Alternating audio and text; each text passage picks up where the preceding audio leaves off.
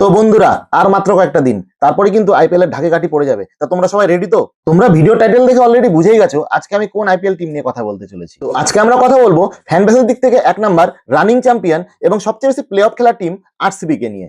তো আরসিবি ভক্তরা তোমরা কোথায়? তাড়াতাড়ি আসো, কমেন্ট বক্সটা ভরিয়ে তোলো। আরসিবি কি এবার প্লে অফে যেতে পারবে? কি হবে তাদের final playing 11? RCB auction table থেকে তাদের সমস্যাগুলো কি সমাধান করতে পেরেছে? সব বিষয় নিয়ে আজকে আলোচনা হবে। তো ওয়েলকাম বন্ধুরা তোমাদের খেলা আড্ডা চ্যানেলে। আমি হলাম জিৎ। তো একটা কথা গ্যারান্টি দিয়ে বলতে পারি যে আজকের ভিডিও দেখার পর আরসিবি প্লে অফে যেতে পারবে কিনা, এবছর আইপিএল এর ফাইনাল খেলতে পারবে কিনা, এই নিয়ে তোমাদের সমস্ত কোশ্চেনের অ্যান্সার পেয়ে যাবে। এর জন্য আর অন্য কোনো ভিডিও দেখার দরকার নেই। তো প্রথমেই আসি, আরসিবি যে 16,50,00,000 টাকা নিয়ে অকশন টেবিলে গেছিল, তারা কি তাদের সমস্ত সমস্যাগুলোর সমাধান করতে পেরেছে? উত্তরটা হলো হ্যাঁ, কারণ তাদের সাথে ছিল একজন পোর খাওয়া ক্রিকেটার, তার নাম হলো দীনেশ কার্তিক। সুতরাং আরসিবি যদি এবার প্লে অফ কেন, ফাইনালও যদি এবার আবার জিতে যায়, সেক্ষেত্রে কিন্তু অবাক হওয়ার কিছু থাকবে না। কারণ আরসিবি টিম 2025 সালে one of the best team ছিল।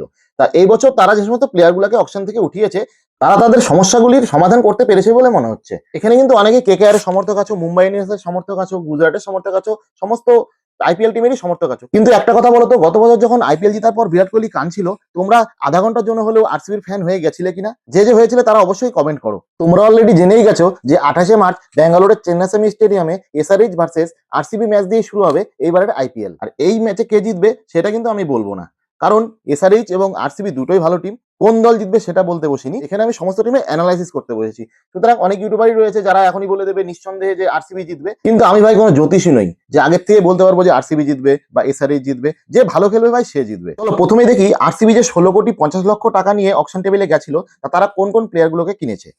প্রথমেই আসবে ভেঙ্কটেশ আইয়ার, তারপর Mangesh Yadav, Jordan Cox, Jacob Duffy, Swastik Deswal, Vicky ওয়াটসওয়াল, কনিষ্ক চৌহান এবং বিহান মালোত্রা। আমার মনে হয় এদের মধ্যে শুধুমাত্র ভেঙ্কটেশ আইয়ারই প্লেইং 11-এ চান্স পেতে পারে। আর তোমাদের কি মনে হয় আর কি কেউ চান্স পাবে? তাহলে অবশ্যই কমেন্টে লিখো। তো এদের কেনার পর আরসিবির ফুল স্কোয়াডটা 2026 সালে কেমন হলো আসো দেখি। Venkatesh Iyer, Mangesh Yadav, Jacob Duffy, Virat Kohli, Josh Hazlewood, Phil Salt, Rajat Patidar, Jordan Cox, Vicky ওয়াটসওয়াল, Vihaan Malhotra, Jitesh Sharma, Bhuvneshwar Kumar, Rasikh Salam Dar, Krunal Pandya, Kanishk Chauhan, Swastik Deswal, Yash Dayal, Tim David, Suresh Sharma, Jacob Bethell, দেবদত্ত পালিকার, নুয়ান তুষারা, রোমিও শেফার্ড, স্বপ্নিল সিং, অভিনন্দন সিং। তো তোমরা অলরেডি বুঝেই ফেলেছো যে আরসিবি টিমটা কিন্তু মোটেও খারাপ না। এই টিম নিয়ে কিন্তু প্লে অফ কেন, ফাইনালও কিন্তু জেতা সম্ভব যদি তারা তাদের নিজেদের খেলাটা খেলতে পারে। তো 2026 সালে আরসিবির প্লেইং 11 কি হবে তার আগে তোমরা দেখে নাও যে 2025 সালে যে ফাইনালটি আরসিবি জিতেছিল, সেখানে তাদের প্লেইং 11 কি ছিল। Phil Salt, Virat Kohli, Mayank Agarwal, Rajat Patidar, Liam Livingstone, Jitesh Sharma, Romario Shepherd, Krunal Pandya, Bhuvneshwar Kumar, Yash Dayal, Josh হেজালউড এবং ইম্প্যাক্ট প্লেয়ার ছিল সুরেশ শর্মা। এবারও যদি আমরা দেখি এই 2025 সালে যারা ফাইনাল খেলেছে তাদের 99% প্লেয়ার কিন্তু এবছরও তাদের টিমে রয়েছে। শুধুমাত্র নেই লিয়াম লিভিংস্টন, ময়ঙ্ক আগরওয়াল এবং ইয়াস দয়াল। খেলবে কিনা সে বিষয়ে সন্দেহ রয়েছে, কারণ তোমরা সবাই জানো যে তার বিরুদ্ধে একটা কেস রয়েছে। তো লাস্ট পজিশনে সে যদি না খেলতে পারে তার জন্য কিন্তু অপশন তাদের মধ্যে রয়েছে। যেমন ময়ঙ্ক আগরওয়াল যদি না খেলে তার জন্য কিন্তু তারা অলরেডি কিনে নিয়েছে ভেঙ্কটেশ আইয়ারকে।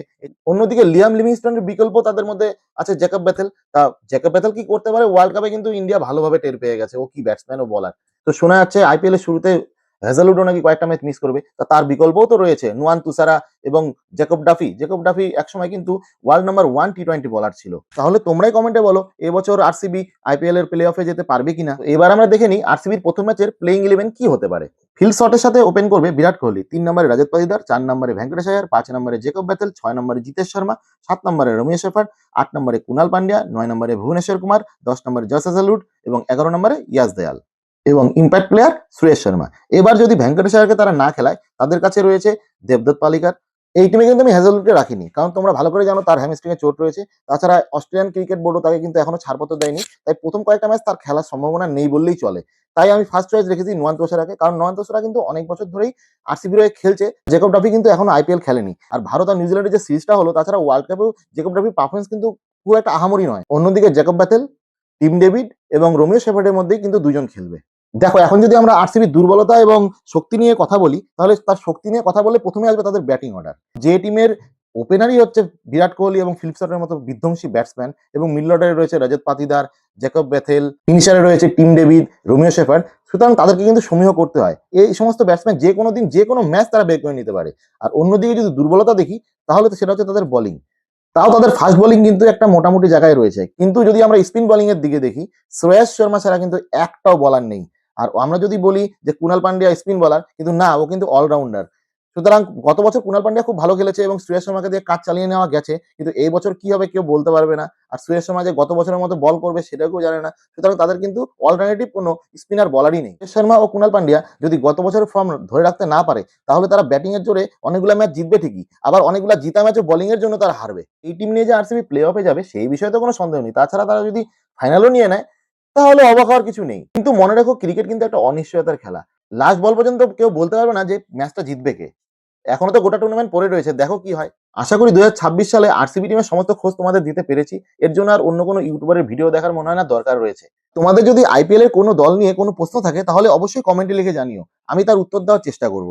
ভিডিওটা ভালো লাগলে লাইক করে দিও, আর তোমরা যদি এই চ্যানেলে নতুন হয়ে থাকো তাহলে অবশ্যই সাবস্ক্রাইব করে দিও। আবার হাজির হবো নতুন ভিডিও নিয়ে। ভালো থেকো, সুস্থ থেকো।